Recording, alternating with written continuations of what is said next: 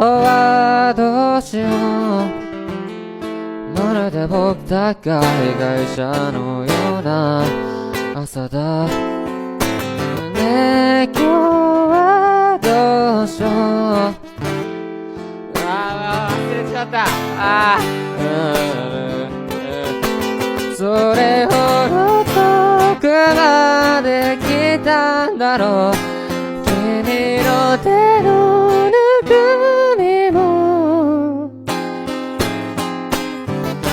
忘れたよ。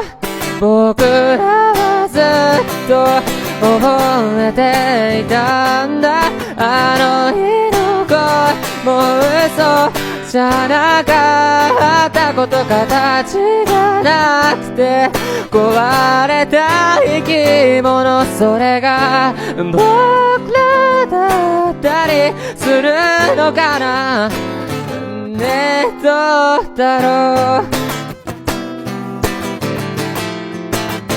間違えた。